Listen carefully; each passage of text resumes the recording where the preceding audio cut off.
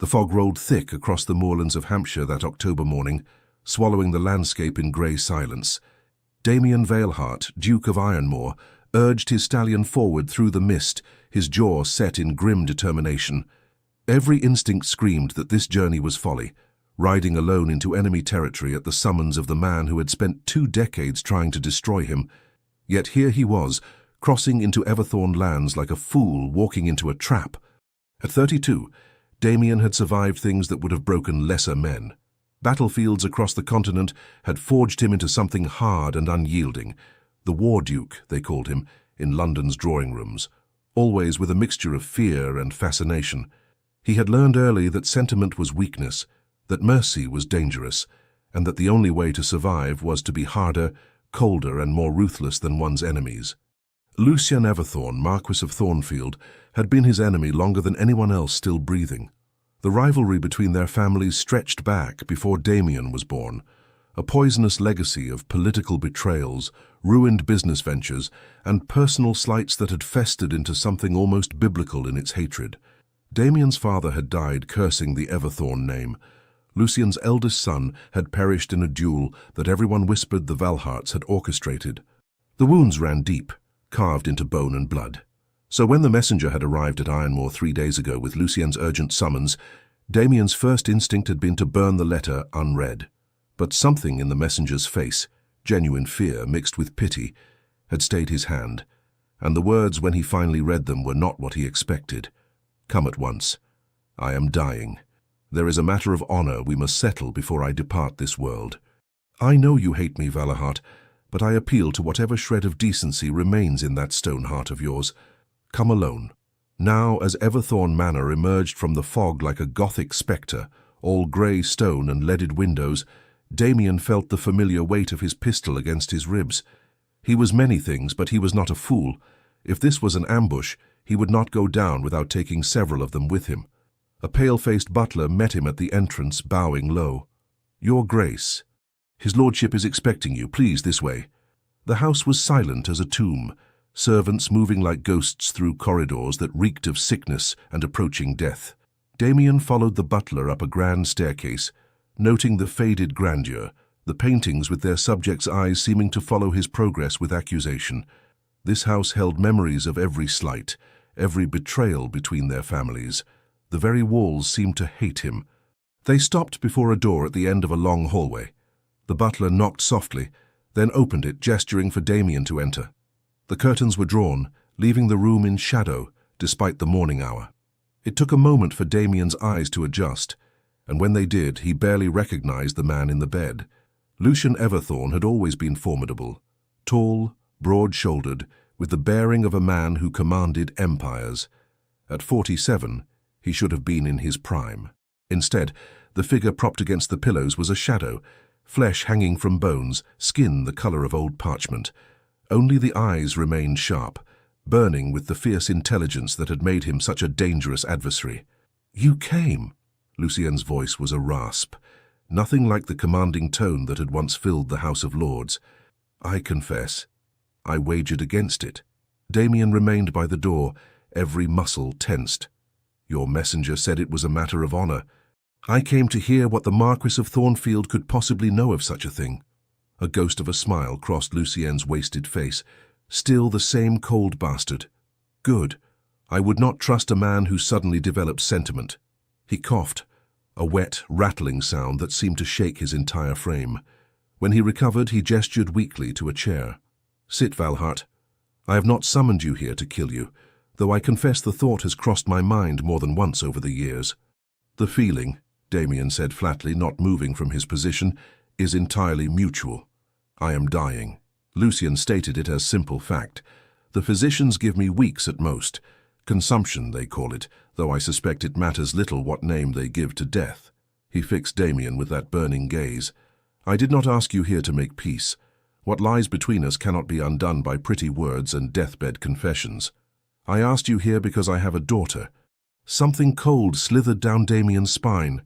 He knew vaguely that Lucien had a daughter, the result of a late marriage to a woman who had died in childbirth. But the girl had been kept hidden away in the country, far from London society, and further still from anything involving the Valahart family.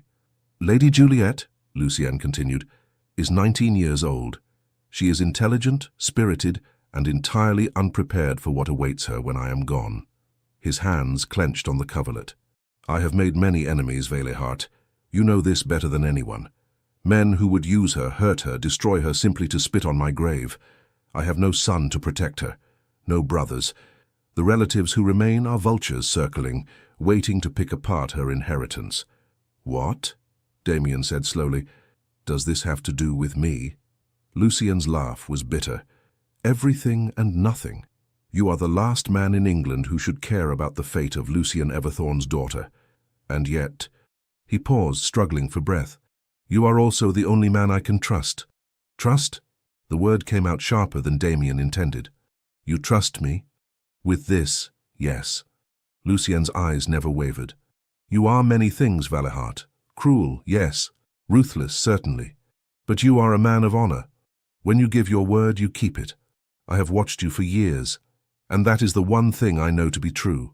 He struggled to sit up straighter. I'm begging you to take Juliet as your ward. Protect her. Keep her safe from the wolves that will come. I know you hate me.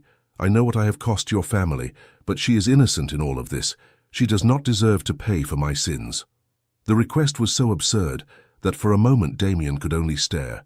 You want me, your sworn enemy, to become guardian to your daughter. I want the one man in England whose word is worth more than gold to swear he will protect her. Lucien's voice cracked. I am dying, Valahart.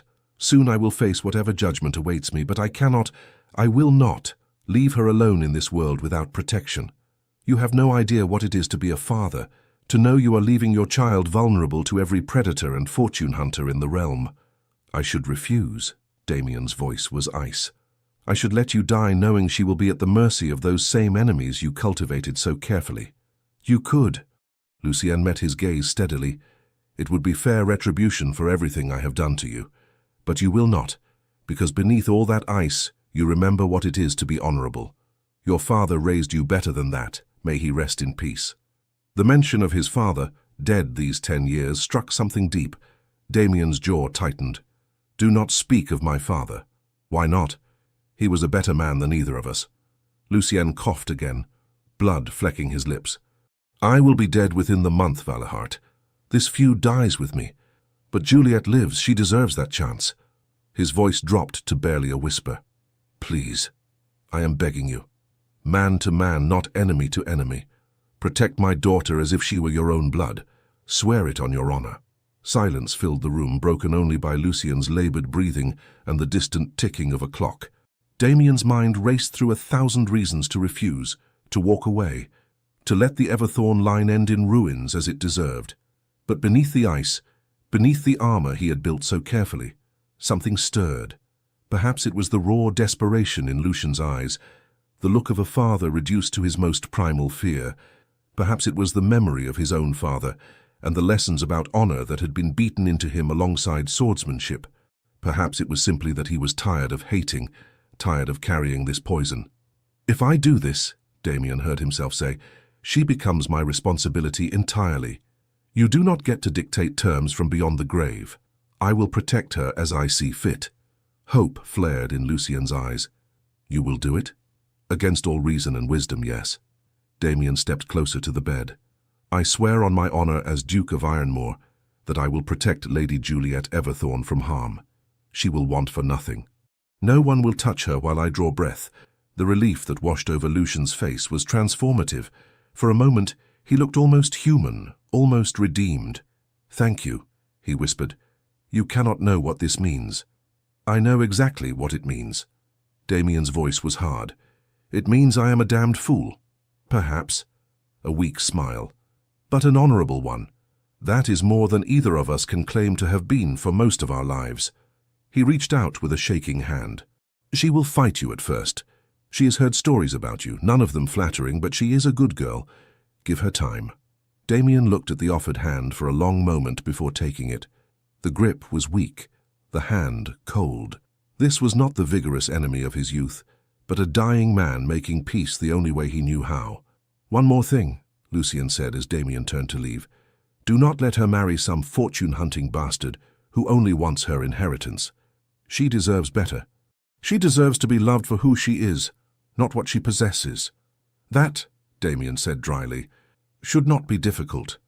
I imagine most men will be too terrified of me to court her at all." "Good." Lucian's eyes were already closing, exhaustion claiming him. "Let them be terrified. Just be kind to her, Veilheart. She has already lost so much." Damien left without another word, his mind churning. What had he just done? What oath had he sworn? As he rode back across the moors toward Ironmoor, the fog seemed thicker, the path less certain. He had no idea that he had just sealed his own fate as surely as Lucian Everthorne's deathbed had sealed his. 3 weeks later, a black-bordered letter arrived at Ironmoor. Lucian Everthorne, Marquess of Thornfield, had departed this world. The funeral would be held in 3 days' time. And 1 week after that, Lady Juliet Everthorne would arrive at Ironmoor as ward to the Duke. Damien stood in his study, the letter in his hand, and wondered what storm was about to break over his carefully ordered life.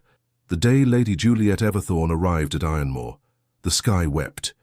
Rain lashed the ancient stones of the ducal estate, turning the gravel drive into a river and the moors beyond into a grey wasteland. Damien watched from the library window as the carriage made its slow approach, black as a hearse pulled by horses that steamed in the cold October air. He had spent the week preparing, ensuring that rooms were aired and made ready, that staff understood their new mistress was to be treated with every courtesy, that everything was perfect. It had been easier to focus on logistics than to contemplate the absurdity of the situation. Lucian Everthorne's daughter living under his roof. His responsibility, his ward. The carriage rolled to a stop before the main entrance. Damien set down his brandy and made his way to the grand hall, arriving just as his butler opened the doors. A footman hurried forward with an umbrella, but the door to the carriage opened before he could reach it. And then she was there, stepping down into the rain with her head held high, and Damien forgot to breathe. Lady Juliet Everthorne was not beautiful in the conventional, simpering way of London debutantes. She was something far more dangerous. Dressed in unrelieved black mourning, she stood in the downpour like some Gothic heroine from the novels his late mother had favoured. Her hair, dark as midnight, was pulled back severely from a face of classical proportions, high cheekbones, full lips, and eyes that even from a distance blazed with emerald fire. She was tall for a woman, willow slim, but there was nothing fragile about the way she carried herself. She looked like a queen surveying conquered territory. She looked like her father. And she looked directly at Damien with an expression that could have frozen the rain itself. "Your Grace," her voice carried across the courtyard, clear and cold. "I apologize for arriving in such dreadful weather. I trust my presence does not inconvenience you overmuch." There was acid beneath the polite words. Damien descended the steps, gesturing away the footman with the umbrella. If she could stand in the rain, so could he. "Lady Juliet." He bowed with the precise degree of formality due to a marquess's daughter. "You are most welcome at Ironmoor. Please come inside before you catch your death." How considerate. She moved past him with a rustle of sodden skirts. "I confess, I expected the infamous War Duke to be less concerned with such niceties." Damien followed her into the hall where she stood dripping on the marble floor, surveying her surroundings with a critical eye. Up close, she was even more striking. Her skin was pale as porcelain, her features sharp and elegant, and those eyes, they held grief, yes, but also a fierce intelligence and something else. Defiance. Challenge. "Mrs. Thornby," Damien addressed his housekeeper, "please show Lady Juliet to her rooms. I am certain she wishes to rest after her journey." "I'm not tired." Juliet's gaze swung back to him. "I would speak with you, Your Grace, if you can spare a moment from your undoubtedly pressing affairs." She made it sound like an accusation. Damien felt something stir beneath his carefully maintained control. Irritation, perhaps, or amusement. He could not quite decide which. "Of course, Mrs. Thornby, have tea sent to the library.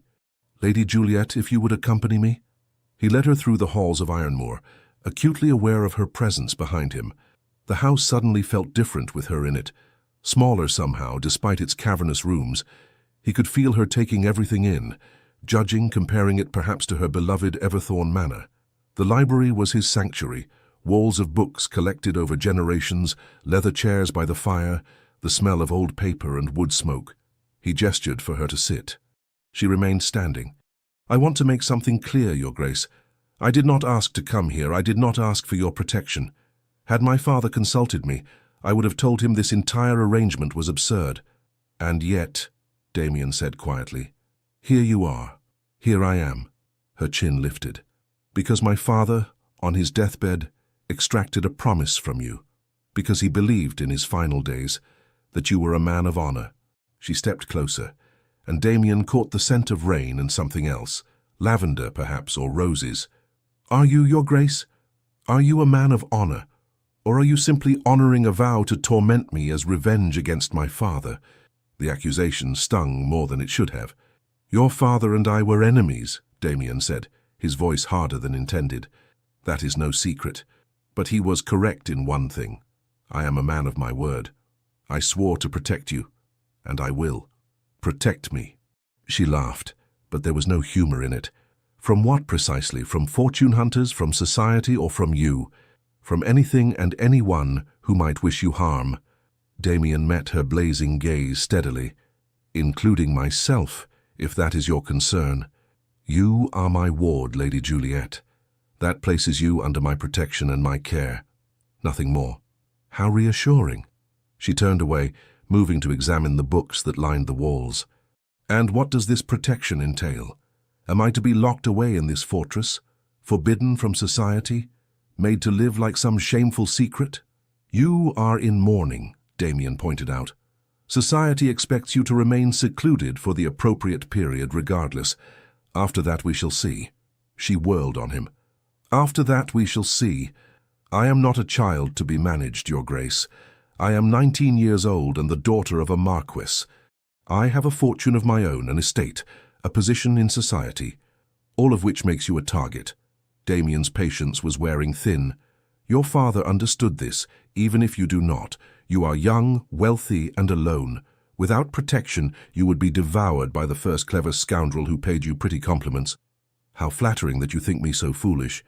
"I think you are naive," Damien said bluntly. "There is a difference. You have been sheltered all your life, kept away from London, protected by your father's name and power. That protection died with him. Now you have only mine."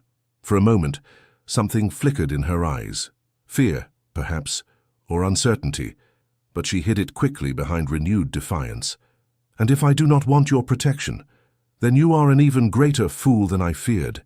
Damien moved closer, and to her credit, she did not retreat. "This is not a game, Lady Juliet. Your father made enemies, powerful ones, men who would hurt you simply to strike at his memory. I gave my word to prevent that. I intend to keep it, with or without your cooperation." They stood facing each other, the air between them crackling with tension. Juliet's chest rose and fell with agitation, her eyes bright with unshed tears she refused to let fall. Damien found himself noticing things he should not. The delicate line of her jaw, the way her lower lip trembled slightly before she caught it between her teeth, the pulse beating frantically at her throat. She was beautiful and dangerous and absolutely forbidden. "I loved my father," she said finally, her voice breaking slightly. "He was all I had, and now I am here, in the house of the man he called his greatest enemy, dependent on your mercy. Do you have any idea how that feels?" Something cracked in Damien's chest. "No," he admitted. "I do not, but I can imagine it is not easy." "Not easy?" A single tear escaped, trailing down her cheek, before she angrily wiped it away. "It is impossible. Every instinct tells me to hate you. Every story my father ever told painted you as a villain. And yet here you are, offering protection, offering sanctuary, and I do not know what to believe. Believe this." Damien's voice gentled despite himself. "Whatever lay between your father and myself is finished. It died with him. You are not your father, and I will not punish you for his sins or mine. While you are under my roof, you are safe. You have my word on that." She searched his face, looking for deception and finding none. Finally, she nodded once. "Very well, Your Grace. I shall endeavor not to be too great a burden upon your hospitality." "You are not a burden." The words surprised him as much as they seemed to surprise her. You are my responsibility, yes, but that does not make you unwelcome here. A knock at the door interrupted whatever she might have said. Mrs. Thornby entered with tea, along with a maid carrying towels. "Pardon me, Your Grace, but Lady Juliet is soaked through. Perhaps she should change before taking tea." Juliet looked down at herself, seeming to notice for the first time that she was indeed dripping onto the carpet. A faint flush coloured her cheeks. "Yes, of course, forgive me, There is nothing to forgive," Damien gestured to Mrs. Thornby. "Please show Lady Juliet to her rooms. We can speak again at dinner, if that suits you." Juliet nodded, suddenly looking very young and very tired. "Thank you, Your Grace." As she left, Damien found himself staring at the door long after it closed. This was going to be far more complicated than he had anticipated. Far more complicated and far more dangerous. Because Lady Juliet Everthorne, with her blazing eyes and her father's stubborn pride and her devastating beauty hidden beneath mourning black, was already under his skin in a way that should have been impossible, and the oath he had sworn, to protect her, to keep her safe, to treat her with honor, suddenly felt like the most difficult promise he had ever made. The first month passed in careful formality. Juliet kept to her rooms for the most part, emerging only for meals that were conducted in near silence. Damien found himself watching her across the length of his dining table, noting how she pushed food around her plate more than ate it, how shadows darkened the skin beneath her eyes, how she grew thinner despite Mrs. Thornby's best efforts. She was grieving, he reminded himself, grieving and alone and trapped in the house of a man she had been raised to fear. What else did he expect? But as November arrived with its bitter winds and early darkness, something shifted. Perhaps it was the isolation of Ironmore, set on its wild moors far from London society. Perhaps it was simple necessity. One could not maintain such rigid formality when one was the only two people of consequence in a household. Or perhaps it was something neither of them wanted to name. The change began, as many things do, with something small. Damien was in the library one evening after dinner, reviewing estate correspondence, when he heard the pianoforte in the music room. He had not known Juliet played. The melody was Beethoven, he thought, though he was no expert. It was beautiful and melancholy, each note perfectly placed, and it drew him like a lodestone. He found himself standing in the doorway, watching her play. She wore grey now instead of black. Her mourning was easing into half-mourning, and the colour made her skin luminous. Her eyes were closed, her entire being focused on the music, and for the first time since she had arrived, she looked at peace. Damien meant to leave before she noticed him. Instead, he stayed rooted, unable to look away. There was something hypnotic about watching her play, about seeing this glimpse of who she was when she forgot to be guarded. The piece ended. Juliet's hands fell to her lap, and she opened her eyes and saw him. "Your Grace." She started to rise. "I apologize. I did not mean to disturb." "Please," he stepped forward. "Do not stop on my account." That was beautifully played. She settled back onto the bench, uncertainty crossing her features. "My father hired the finest tutors. Music was one of the few accomplishments he insisted upon. He had good taste then." Damien found himself moving closer, drawn by some force he could not name. "Will you play something else?" "If you wish." Her fingers found the keys again, and this time it was something lighter, a Mozart sonata that filled the room with crystalline notes. Damien sank into a nearby chair, letting the music wash over him. It had been so long since there was music in Ironmore. His mother had loved the pianoforte, but she had been gone these 15 years, and the instrument had sat silent ever since. When the piece ended, Juliet turned to him. "You look sad, Your Grace." "Do I?" He had not realized his expression had slipped. "Forgive me. Your playing brought back memories. My mother was quite accomplished at the pianoforte." "Was?" Juliet's voice softened. "She has passed?" "When I was 17. A fever that the physicians could not break." It surprised him how easily the words came. He rarely spoke of his mother. She would have been glad to hear this room filled with music again. Something shifted in Juliet's expression, the first crack in her armor. "I am sorry for your loss.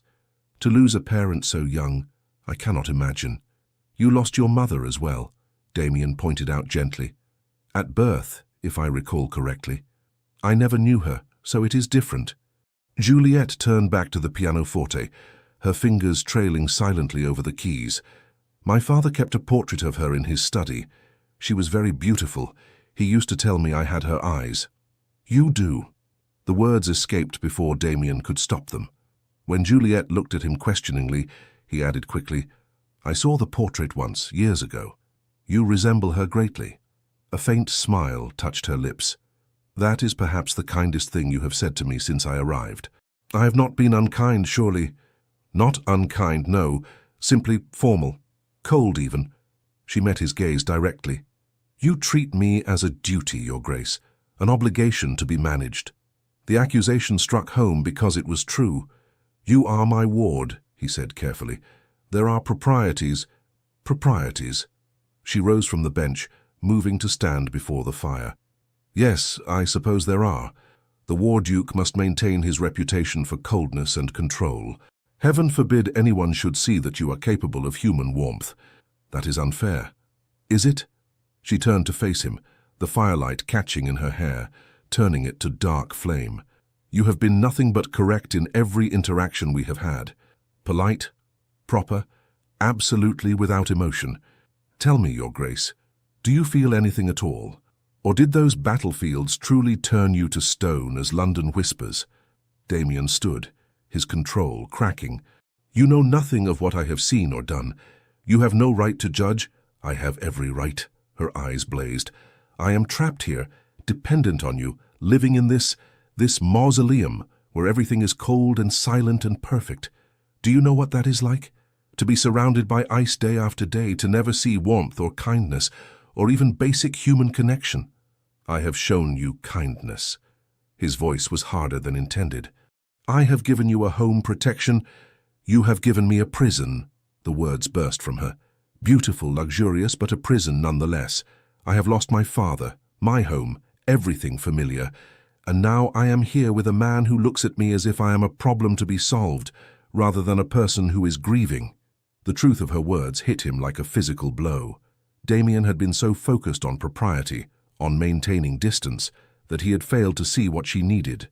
Not a guardian who kept her at arm's length, but simple human compassion. You are right. The admission came hard. I have been distant. I apologize, Lady Juliet. That was not my intention. She stared at him, seemingly shocked by the apology. I did not expect you to admit fault. Why not? I am not infallible. Damien moved closer, drawn by something he could not name. Your father asked me to protect you. He did not ask me to make you miserable. If I have done so, then I have failed in my duty. I am not miserable, she said quietly. Merely lonely. This house is so large and so empty, and I feel as though I am the only living thing in it sometimes. You are not alone. The words came more gently than Damien intended. I am here, and while I may not be skilled at comfort or warmth, I can try to be better, if you will permit it. Juliet studied him for a long moment, her expression unreadable. Finally, she nodded. I should like that, Your Grace, very much. Damien. The name escaped before he could stop it. When we are private, you may call me Damien. The formality grows tiresome. Her eyes widened. That would not be proper. Propriety, Damien said dryly, is overrated, particularly when there is no one here to observe it. A real smile touched her lips then, the first genuine smile he had seen from her. It transformed her face, chasing away the shadows, making her look young and alive and heart-stoppingly beautiful. Very well, Damien. She tested the name carefully, as if tasting something forbidden. And you may call me Juliet, if you wish. I wish it very much. He bowed, suddenly formal again. I shall leave you to your music, but perhaps... Would you play again tomorrow evening? I find I have missed having music in this house. I would be glad to. Her smile widened. And perhaps you might join me. Do you play any instrument? I am competent at the violin, though nowhere near your skill. Then we shall play together. A duet. Juliet's eyes sparkled with something like mischief. Unless the War Duke is afraid of a simple musical collaboration? I fear nothing, Damien said, rising to the challenge in her tone. Certainly not music. We shall see. She returned to the pianoforte, her fingers finding the keys again. Good night, Damien. Good night, Juliet. He left her playing, the sound following him through the halls. Something had shifted between them tonight. The ice was beginning to crack, and Damien was not certain whether that development was something to celebrate or fear. After that evening, the dynamic between them changed like spring thawing winter. They began to dine together with actual conversation instead of silence. Damien found himself telling her about the estate, about the tenants and their concerns, about the challenges of managing lands so far from London. Juliet, in turn, shared memories of her father during his better days, before illness claimed him. She spoke of her childhood at Everthorne Manor, of the books she loved, of dreams she had harbored of someday visiting Italy or Greece. But those were girlish fancies, she said one evening over dinner. Father would never have permitted such travel. He believed a woman's place was in England managing her household. And what do you believe? Damien asked, genuinely curious. She considered the question seriously. I believe a woman should be permitted to see the world if she wishes, to experience art and culture firsthand, not merely through books. Is that terribly scandalous of me? No. Damien found himself smiling. Merely honest, and there is nothing scandalous about honesty.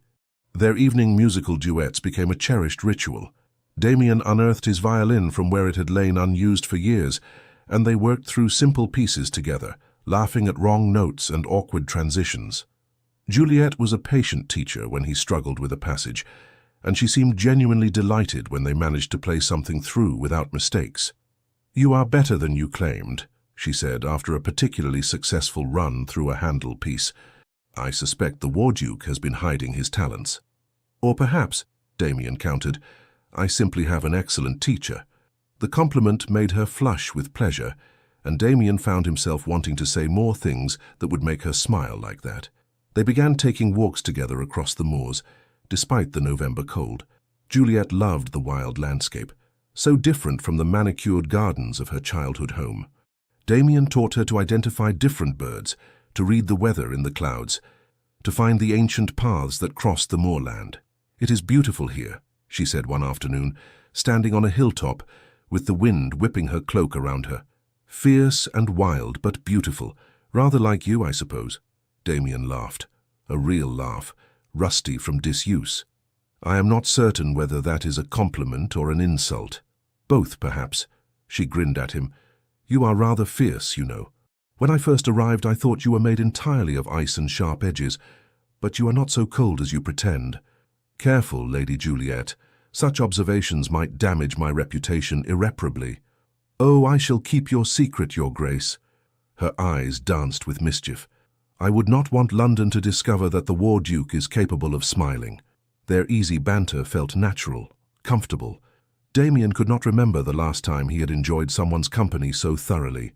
Juliet was intelligent and quick-witted, able to match him point for point in their discussions of books and politics and everything else. She challenged him, made him think, made him see things from perspectives he had never considered. She also, he was beginning to realize, made him feel things he had no business feeling. It started innocently enough, a hand at her elbow to steady her on uneven ground. Standing close while examining a book together in the library, their shoulders brushing. The way his heart lifted when he heard her laugh, the fact that he found himself thinking of her constantly, wondering what she was doing, whether she was content, what might make her smile. He told himself it was merely the satisfaction of fulfilling his duty well, that he was glad to see her healing from her grief, to see her coming alive again in this isolated place, that the warmth in his chest when she looked at him was nothing more than friendship. He was lying to himself, and on some level he knew it. The realization struck him one December morning when he woke before dawn, unable to sleep. He had been dreaming of Juliet, innocent dreams, merely conversations and laughter, but they left him with a yearning that was anything but innocent. He found himself in the stables before he quite realized where he was going, saddling his stallion in the pre-dawn darkness. He needed to ride, to clear his head, to escape the confines of the house where her presence seemed to fill every room, even when she was not there. But when he emerged from the stables, he found her there in the courtyard, wrapped in a heavy cloak, watching him. I could not sleep either, she said quietly. May I come with you? He should have refused, should have maintained distance, propriety, all the things that had been crumbling for weeks now. Instead, he heard himself say, I will have your mare saddled. They rode out across the moors as dawn broke, turning the sky gold and rose. The ground was hard with frost, the air sharp enough to sting lungs. Juliet kept pace with him easily. Her father had taught her to ride well, and when they reached the highest point of Ironmoor land, they both reined in. The view was spectacular. Below them, the estate spread like a kingdom, and beyond that, the moors rolled on toward a horizon painted in winter fire. "This is magnificent," Juliet breathed.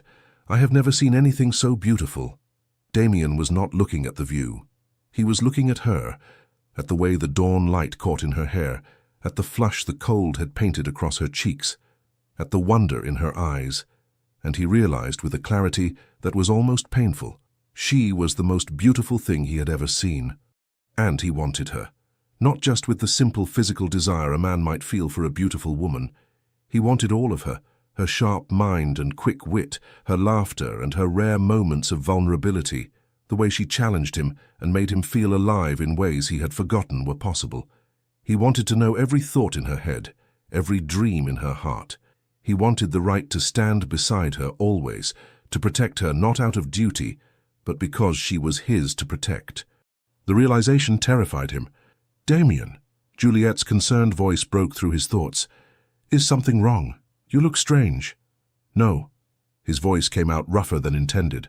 "Nothing is wrong. We should return. It grows cold." But as they rode back to Ironmoor, Damien knew everything had changed.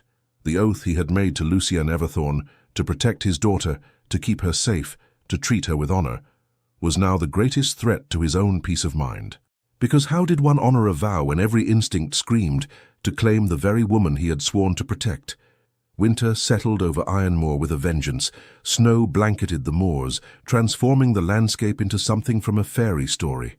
The house, so vast and cold when Juliet had first arrived, now felt warm and intimate, sealed against the elements with blazing fires in every hearth. And within those walls, the tension between Damien and Juliet grew like a living thing.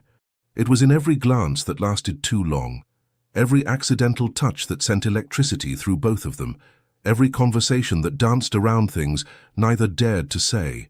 They were playing a dangerous game, both aware of it, neither willing to stop.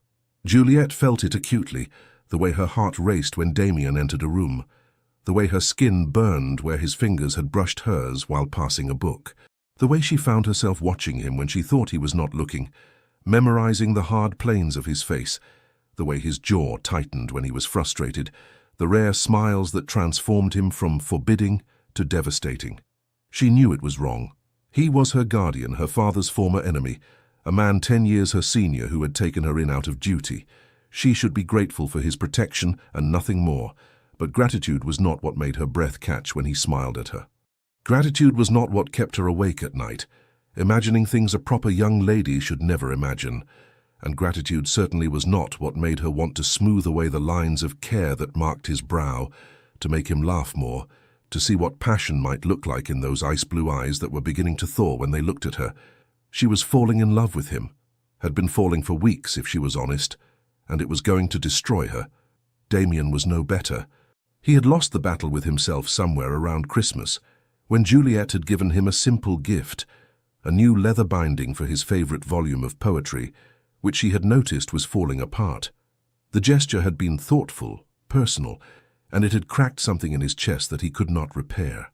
He found himself seeking her out constantly, inventing reasons to be near her, teaching her to play chess by the fire, their heads bent close over the board, reading aloud to her in the library, watching her face as she listened, standing behind her at the pianoforte, ostensibly to turn pages, but really just to be close, to breathe in the scent of her hair, to feel the warmth of her presence. He knew he was being reckless, knew he was crossing lines that should never be crossed, but he could not seem to stop himself. She drew him like a moth to flame, and he was burning up from the inside. The breaking point came on a January night, when snow fell thick and fast, sealing them in completely. They had dined together as usual, the conversation flowing easily. Damien had made her laugh with a story about a tenant's escaped pigs, and the sound had filled him with a dangerous warmth. After dinner they had retired to the music room, but neither felt like playing. Instead, they sat before the fire, comfortable in silence. "Tell me something," Juliet said suddenly. "Something true. Something no one else knows." Damien looked at her questioningly. She was curled in her chair, wrapped in a shawl, the firelight playing across her features. She looked impossibly young and impossibly beautiful, and he wanted to tell her everything. "What prompted this?" he asked instead. "I have been here for 3 months," she said quietly, "and I feel as though I know you better than anyone I have ever known, and yet there are still parts of you that remain hidden.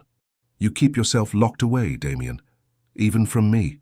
Some things are better left hidden. Why? Because they are painful? Because you think showing vulnerability makes you weak?" She leaned forward, her eyes searching his. "You know my secrets. You know my fears, my dreams, the stupid little things that make me happy. But you give me nothing in return. Is that fair?" "No." The admission came hard. "But I am not certain what you want from me. The truth." Her voice was barely above a whisper. "Just once, tell me something true, something that matters." Damien stared into the fire, his mind racing. What could he tell her? That he thought of her constantly? That the oath he had made to her father now felt like a chain binding him? That every day it grew harder to remember why he had to maintain distance? "I was not always like this," he heard himself say. "Cold and controlled. When I was young, I felt things intensely. Too intensely," my father said. "He worried it would make me weak." "You are not weak." Juliet's voice was fierce. "No, but I learned to be hard." Damien's jaw tightened. "The war did that. Watching men die, making choices that cost lives, learning that sentiment was a luxury that could get people killed. So I buried everything soft in me, built walls, became the war duke that London whispers about." "And now?" Juliet asked gently. "Are you still buried behind those walls?" He looked at her then, really looked at her, and something cracked. "No," he said roughly, "not anymore. You have made that impossible." The words hung between them, too revealing, too raw. Juliet's eyes widened, her lips parting in surprise. "Damien, you asked for truth." He stood abruptly, unable to sit still. "There it is. You have got under my skin, Juliet. Made me feel things I have not felt in years. Made me remember what it is to want something beyond duty and honor, and all the cold certainties I have built my life upon. What do you want?" Her voice trembled. "Everything. You. Things I have no right to want." "Why?" She rose, moving toward him. "Why do you have no right?" "Because I am your guardian. Because your father trusted me to protect you, not—" He broke off, unable to finish. "Not what? Desire me? Want me?" Juliet stopped directly before him, close enough to touch. "Do you truly think I am unaware? Do you think I have not noticed the way you look at me? The way your hand lingers when you help me from a carriage? The way you find reasons to be near me?" "Juliet, do not what? Speak the truth that we both know?" Her eyes blazed. "I am not a child, Damien. I am a woman grown, and I know what I feel. You do not know what you are saying." But his voice lacked conviction. "Do I not?" She reached up, her hand coming to rest over his heart. He could feel it thundering against her palm. "Tell me you feel nothing. Tell me this is all in my imagination. Tell me you do not lie awake at night thinking of me the way I think of you." "I cannot." The words were torn from him. "Blast it, Juliet, I cannot lie to you." "Then stop fighting this." Her voice dropped to a whisper. "Stop being so honorable and so dutiful and just feel. For once, let yourself feel." "If I do—" He captured her hand, holding it against his chest. "If I let myself feel, I will not be able to stop. Do you understand that? I have spent months holding myself in check, maintaining distance. But if you push me past this point, there is no going back." "Good." Her free hand came up to his face, her fingers tracing the hard line of his jaw. "I do not want to go back. I want to go forward. With you. Your father. My father is dead." Tears shone in her eyes. "And I think he knew. I think when he asked you to protect me, he knew what might happen. Why else would he choose you, of all people? His greatest enemy? Unless he saw something in you that I am only now beginning to see." "What?" Damien's voice was hoarse. "That beneath all your ice and control, you are a man who loves deeply, who protects fiercely, who would give everything for those he cares for." Her thumb brushed his lower lip, and he shuddered. "A man I could love. A man I already love. The confession shattered the last of his control. "Juliet!" "Damien, please." She rose on her toes, bringing her lips close to his. "Stop fighting. Just this once, let yourself have what you want." He should push her away, should remember honor, duty, propriety, should be the man Lucian Everthorne trusted with his dying breath. Instead, he surrendered. His mouth crashed down on hers, and the world caught fire. All the weeks of tension, of denied desire, of careful control exploded into a kiss that was anything but careful. His arms came around her, pulling her close, and she melted against him with a soft sound that drove him mad. She tasted like everything forbidden, sweet and dangerous and entirely intoxicating. Her lips parted beneath his, and when his tongue swept into her mouth, she met him with an eagerness that suggested she was as lost in this as he was. His hands tangled in her hair, destroying the careful arrangement, and she did not protest. Instead, her own hands gripped his shoulders, then slid to the back of his neck, holding him as if she feared he might vanish. No danger of that. Damien was drowning in her, in the feeling of finally having her in his arms where she belonged. She fit against him perfectly, all soft curves and warm surrender, and he wanted to explore every inch of her until he had memorized her completely. But this was madness. Wonderful, terrible madness. With effort that cost him dearly, Damien pulled back. They were both breathing hard, and Juliet's eyes were dazed, her lips swollen from his kisses. She looked thoroughly compromised and absolutely beautiful. "This cannot happen," he said, though his arms remained locked around her. "Juliet, I am your guardian, your protector. This is wrong." "It feels right." Her fingers traced patterns on his chest. "More right than anything I have ever felt. That does not make it proper." "I care nothing for proper." She met his gaze steadily. "I care only for this, for you. Do you want me to go? To pretend this never happened? Can you truly do that?" "No, 1,000 times no." "But your reputation is already in question. I live alone with an unmarried duke, Damien. Society will talk regardless. At least let them talk about something real. You deserve better than this, than me. That is not your decision to make." Juliet's voice was firm. "I am not asking for seduction, if that is your concern. I am asking for honesty, for the chance to see where this might lead. Unless—" doubt crept into her expression. "Unless you do not truly want me? If I have misread—" "You have misread nothing." Damien's arms tightened around her. "I want you more than my next breath, but I am trying to do the honorable thing. Then honor me by being honest." She smiled, though tears glittered in her eyes. "Honor me by admitting what we both feel. We can determine the rest as we go, but please, do not push me away out of misguided nobility. I could not bear it." Damien looked down at her, at this impossible woman who had turned his carefully ordered life upside down. He knew he should be stronger, should resist. But he was only a man, and she was asking for so little. Merely honesty, merely the acknowledgement of what had been growing between them for months. "I love you." The words fell from his lips like a vow. "Heaven help me, Juliet. I love you. I have for weeks. And it terrifies me because I do not know how to do this, how to balance what I feel with what I owe to honor and propriety and your father's memory."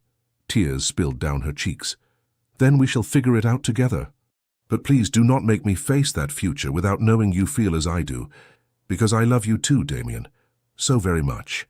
He kissed her again, softer this time, a seal on promises made and confessions given. When they finally parted, he rested his forehead against hers, breathing her in. "What happens now?" he asked. "Now." Juliet's smile was tremulous. "Now we stop pretending, stop hiding, and we see where this leads us. Juliet, I cannot court you properly. You are my ward. The impropriety, then marry me." The words were simple, direct. "Not now, perhaps, but soon. When my mourning ends, make me your wife instead of your ward, and let society gossip all they like." "You would marry me?" Damien pulled back to look at her properly. "After everything between our families, after all the darkness in my past? I would marry you because of who you are, not despite it." Her hand cupped his face. "You are the man I want, Damien Veilhart. The only man I will ever want. If you will have me." "If I will have you?" he laughed, a sound of pure relief and joy. "Juliet, having you would be the greatest honor of my life. But are you certain? There is no urgency. We can wait. I do not want to wait." She stepped back, her eyes serious. "I have thought of nothing else for weeks. I love you. You love me. We are neither of us children. Why should we wait when we both know what we want? Because society expected me to hate you." Juliet's smile turned impish. "I have already disappointed those expectations spectacularly. What is one more scandal?" Damien found himself grinning despite everything. "You are trouble, Lady Juliet Everthorne." "Yes." She wound her arms around his neck. "But I am your trouble now. You promised my father you would protect me. I'm afraid that means you are rather stuck with me." "There is nowhere else I would rather be stuck." He kissed her once more, long and deep and full of promise. "Very well. We shall do this properly. I will speak with your father's solicitors, ensure your inheritance is protected. Then, when your mourning ends, I shall court you as you deserve, though we shall have to endure a great deal of gossip." "Let them gossip." Juliet's eyes sparkled. "I rather enjoy the idea of scandalizing London society. The War Duke and his enemy's daughter. They shall dine on that story for years." "Undoubtedly." Damien pulled her close again, unable to stop touching her now that he had given himself permission. "But I do not care what London thinks. I care only that you are happy, that you are certain this is what you want." "I have never been more certain of anything." She rested her head against his chest, listening to his heartbeat. "I love you, Damien, and I am going to love proving to you that you deserve to be loved." Something warm and unfamiliar bloomed in Damien's chest. Hope, he realized. After so many years of ice and emptiness, Juliet had brought warmth back into his life. She had made him feel again, dream again, hope again. "I love you," he murmured against her hair. "My fierce, impossible, wonderful girl. I shall spend the rest of my life ensuring you never regret this choice." "I could never regret choosing you." Juliet tilted her face up for another kiss. "Never." They stood there before the fire, wrapped in each other's arms, while outside the snow continued to fall. Tomorrow would bring complications, solicitors and negotiations and careful planning. But tonight there was only this: two hearts that had found each other against all odds, two souls that had chosen love over duty, passion over propriety. The War Duke had finally surrendered, and in surrendering he had won everything that mattered. Spring came to Ironmore with a violence of color that seemed almost inappropriate after the long, stark winter. But Juliet loved it. The explosion of wildflowers across the moors, the return of birdsong, the way the ancient stones of the estate seemed to warm and soften in the lengthening days. Her mourning period had ended in March, and with it, the careful pretense they had maintained for the outside world. Not that they had been particularly successful at hiding their feelings. The servants surely knew, and Mrs. Thornby had developed a knowing smile whenever she saw them together, but there was a freedom now in being able to acknowledge it openly. Damien had been true to his word. He had spoken with her father's solicitors, ensuring her inheritance was properly protected and legally separate from his own holdings. He had written to the few remaining Everthorne relatives, informing them of his intention to marry Juliet once a suitable interval had passed. Most had been too shocked to respond with anything but stuttering congratulations. London, predictably, had gone wild with gossip. The War Duke marrying his enemy's daughter. The papers could not decide if it was romantic or scandalous. Invitations poured into Ironmore. Everyone wanted to see this unlikely couple for themselves. Damien had ignored most of them, protective of their privacy, and wanting to give Juliet time to adjust before throwing her into the shark-infested waters of London society. But eventually they would have to face the world, and Damien was determined to do it right. "We shall go to London next month," he announced over breakfast one April morning. "The season will be in full swing. I want to present you properly, show the world that you are my intended bride, and not some unfortunate ward I have been saddled with." Juliet looked up from her correspondence with amusement. "I was unaware I had ever been considered unfortunate." "You know what I mean." Damien reached across the table to take her hand. "I want to give you everything you should have had. A proper season, proper courtship, proper introduction to society as my future Duchess. I need none of that." She laced their fingers together. "I have you. That is everything. Nevertheless, he raised her hand to his lips, you deserve to be celebrated, not whispered about, and I intend to ensure that happens. Very well. Juliet's eyes danced. But I warn you, I shall expect you to dance with me at every ball, all the waltzes at minimum. I do not dance. You do now. She grinned at his expression. If I must face London society as the scandalous ward-turned-bride of the War Duke, then you must face the even greater horror of the ballroom. Fair is fair. Damien groaned, but he was smiling. You will be the death of me, woman. Nonsense, I am giving you life. She stood, moving around the table to perch on his lap in a way that would have scandalized any proper chaperone. Besides, you promised to make me happy. Dancing with me at balls seems a small price to pay. When you put it like that, he pulled her closer, breathing in the scent of her hair. Very well, I shall dance, but only with you. Only with me, she agreed, then kissed him soundly. The weeks that followed were a flurry of preparation. Juliet needed a new wardrobe befitting a future duchess, and London's finest modistes descended upon Ironmore with fabrics and patterns. Damien watched with amusement, as his normally quiet estate was overtaken by chattering women and endless discussions of hemlines and trimmings. But he also watched Juliet come alive in a new way. She had been healing these past months, the sharp edges of her grief softening into something more bearable. Now, with a future to look forward to, she bloomed like the moors in spring, all energy and excitement and irrepressible joy. She made him laugh constantly. She challenged him in their chess games and their discussions. She played piano and sang in a clear, lovely voice that filled the halls. She rode across the estate like she had been born to it, learning the tenants' names and concerns, already taking on the role of duchess with natural grace. And at night, when propriety dictated they should part, they instead stole moments in the library or the music room, kisses that grew longer and more heated, touches that promised everything while still maintaining the last boundaries of propriety. Damien was determined to wait until their wedding night to fully claim her, but it grew harder each day.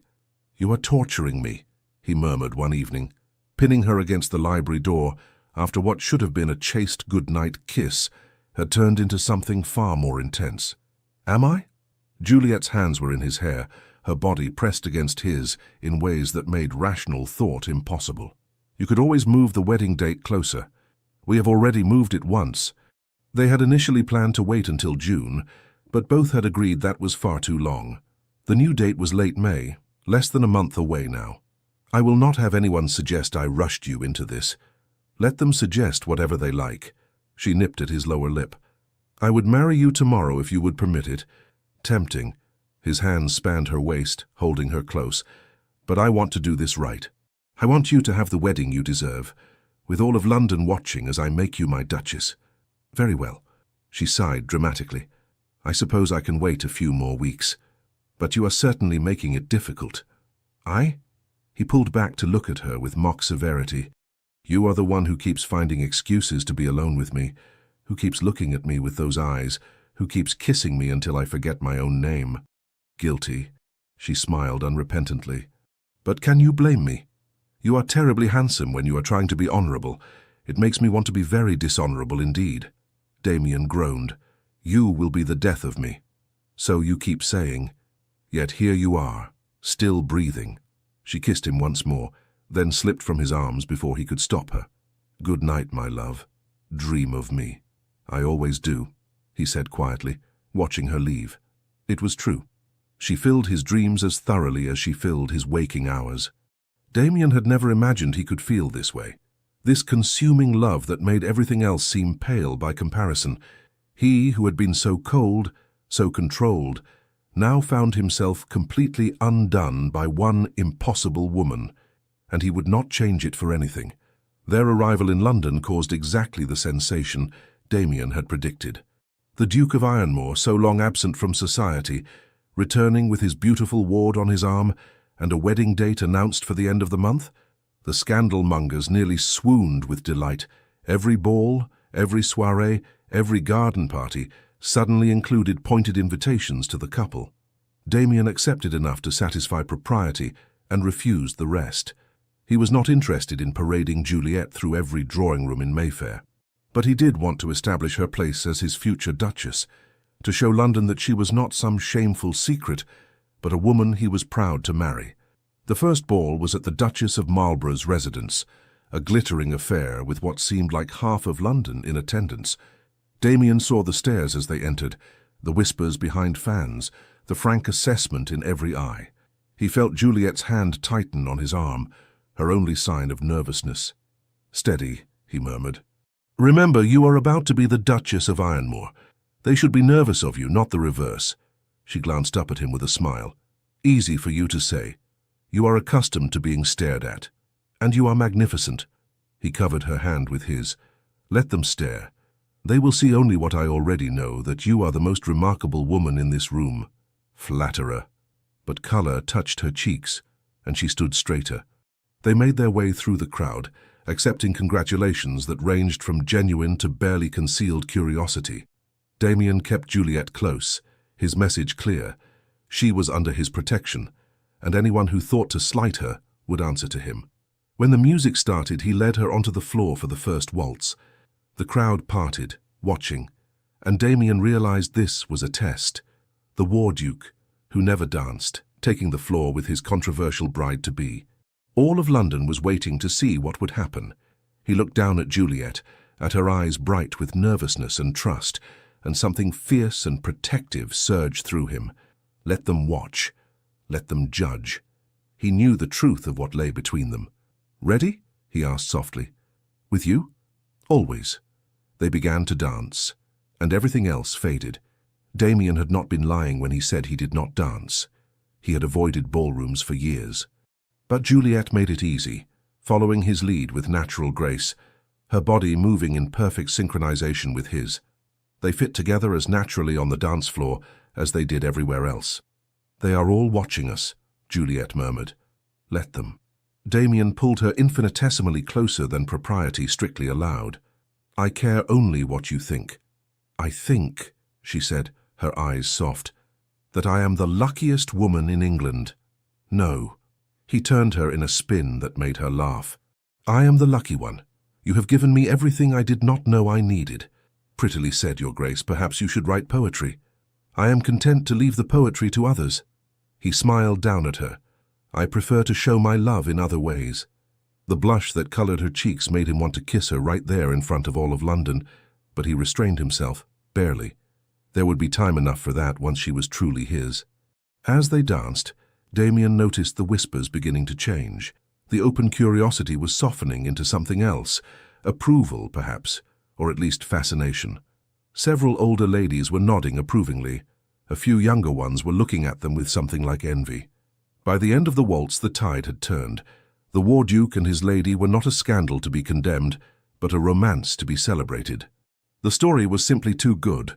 Enemies' children finding love, sworn hatred transformed into devotion. It had all the elements of a Gothic novel, and London society loved a good story. The rest of the evening passed in a whirl of introductions and congratulations that seemed far more genuine.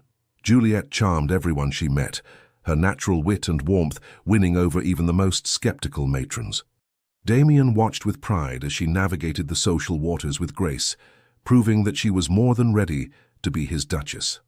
But the most satisfying moment came when they encountered Lord Westbrook, one of Lucien Everthorne's oldest enemies, and a man who had made no secret of his interest in acquiring Juliet's fortune through marriage.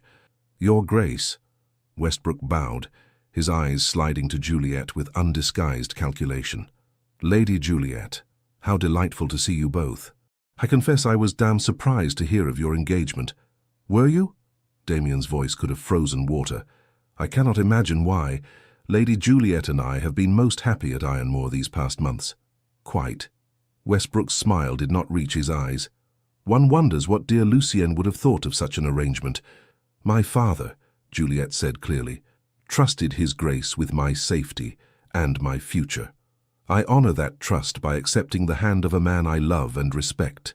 I cannot imagine he would want anything less for me." The steel beneath her polite words made Damien want to cheer. Westbrook's face tightened, but he managed a stiff bow. "Of course.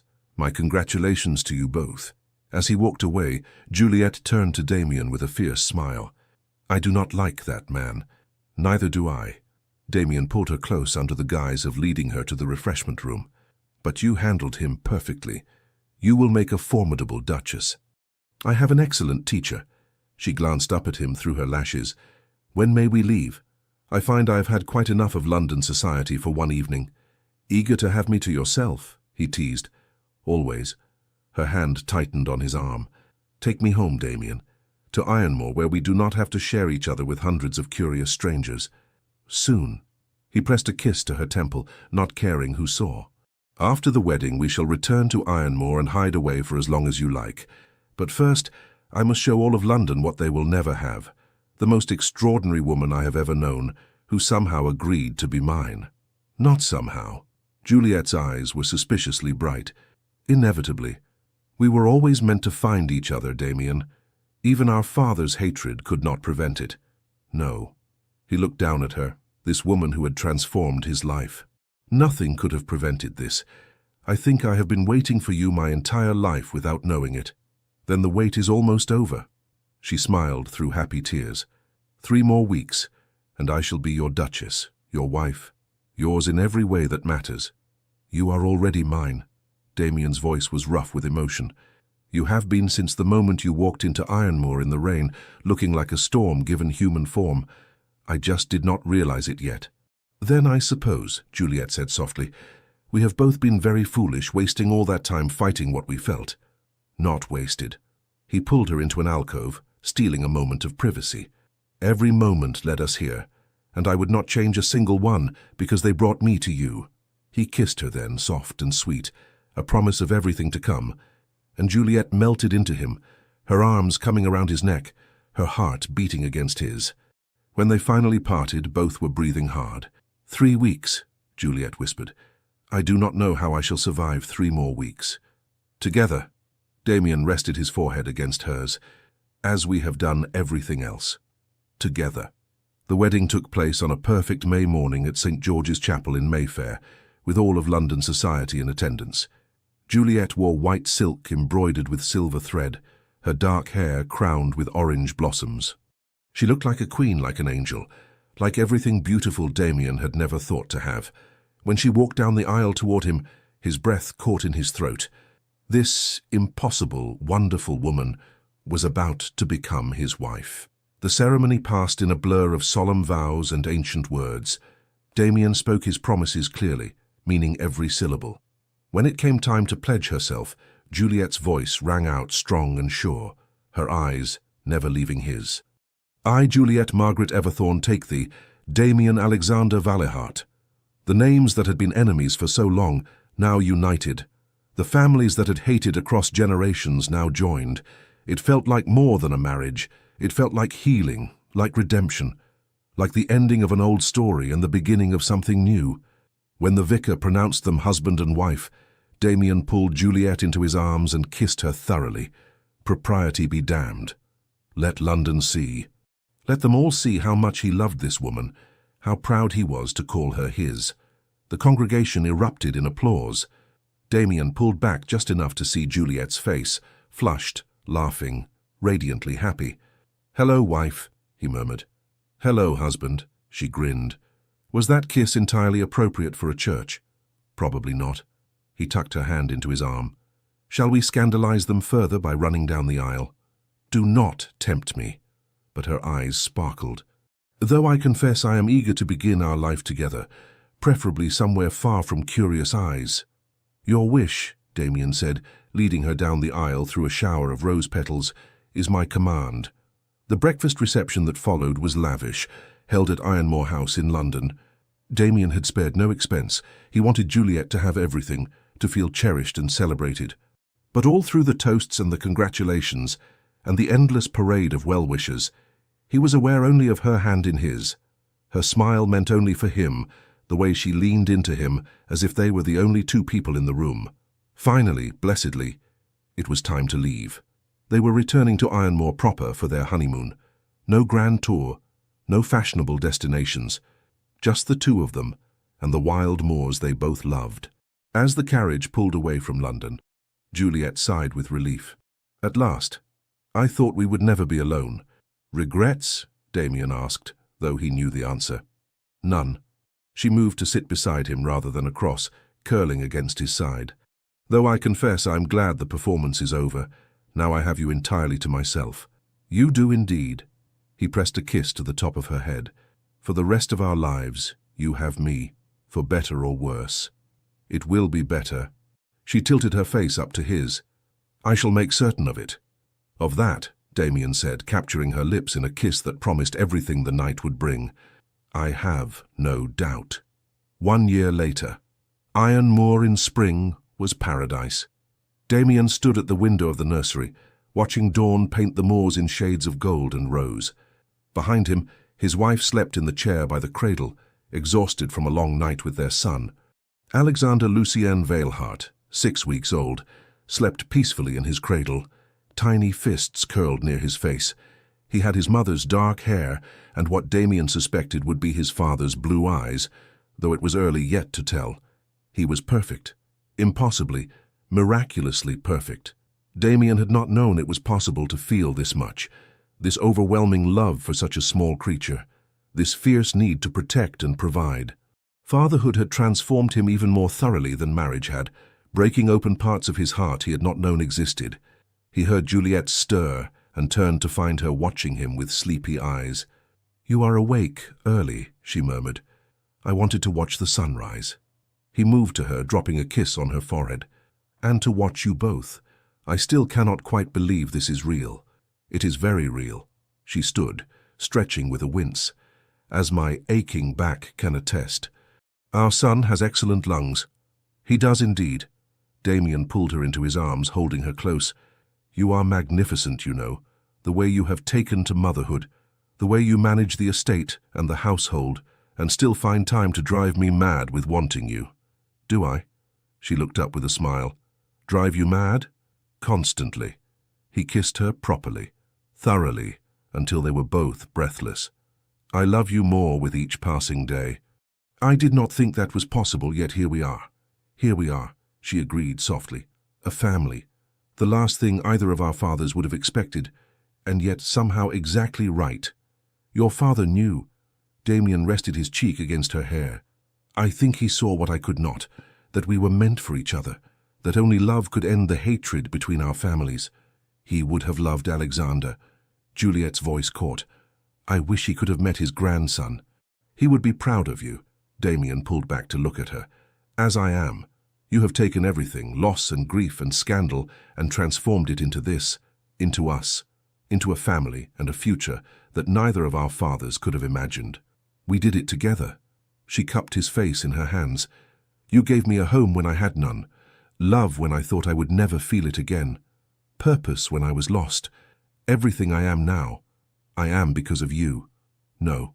He caught her hands, kissing each palm. You have always been extraordinary. I merely had the good fortune to see it. A small cry from the cradle interrupted them. Alexander was awake, his face scrunched in that particular expression that meant he was hungry.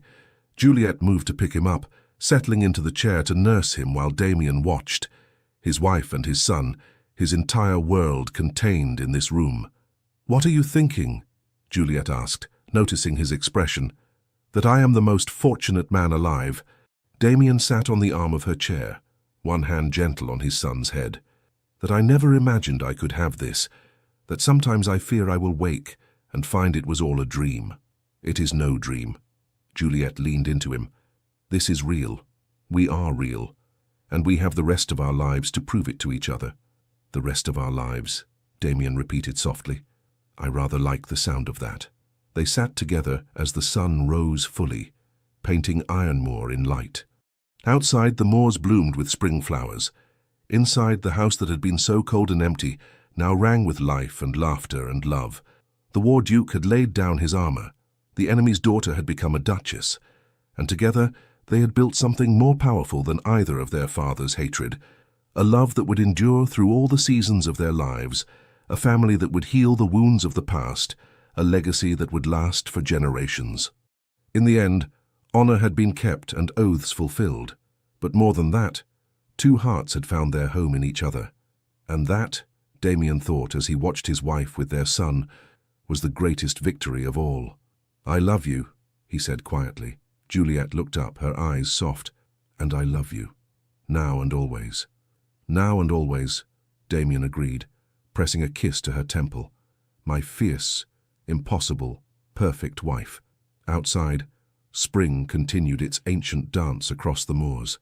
Inside Ironmore, the Duke and Duchess of Ironmore began another day of the life they had built together. A life of love, of laughter, of family. A life that proved love could indeed conquer all.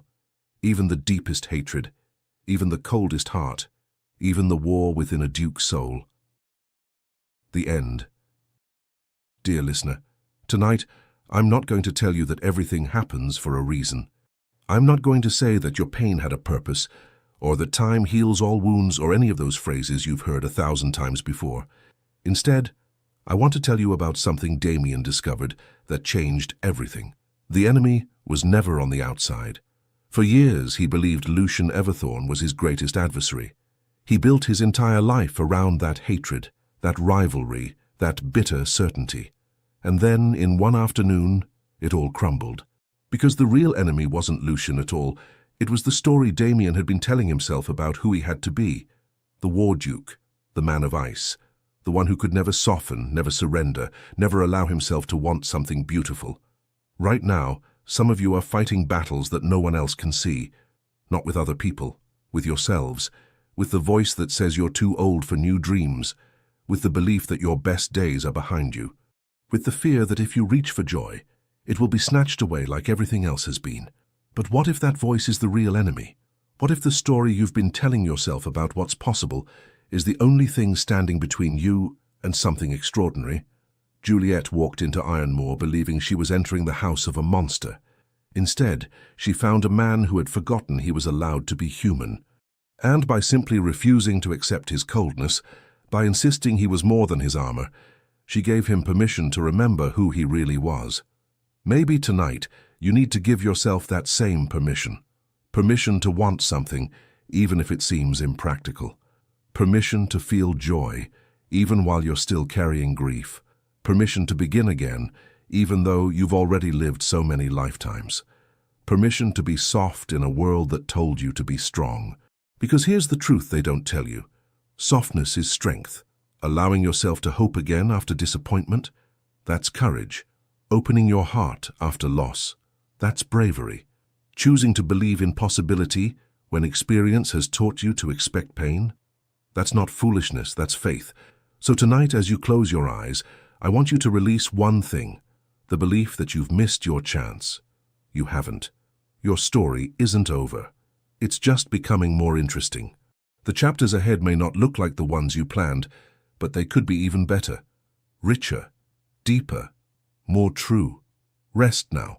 Let your shoulders drop. Let your jaw unclench.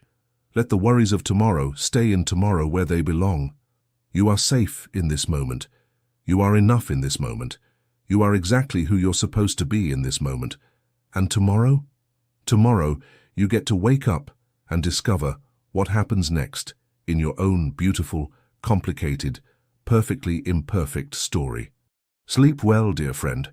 You are more loved than you know, more capable than you believe, and more deserving of joy than you've allowed yourself to imagine. From all of us at Legends of the Fall, thank you for letting us be part of your evening.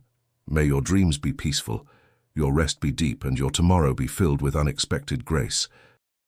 Thank you so much for staying with us until the very end. If this story moved you, please consider subscribing to our channel, liking, leaving a comment, and sharing it with someone who might need a little emotional escape today. From the bottom of our hearts, your support means everything to us. It's what keeps us motivated to continue telling these stories full of love, redemption, heartbreak, healing, and hope. Every click, every word of encouragement in the comments, every share. It truly helps us keep going. And remember, at the end of this video, another beautiful story suggestion will appear. Click it and be swept away once again by another unforgettable tale. Thank you for being here. The Legends of the Fall team.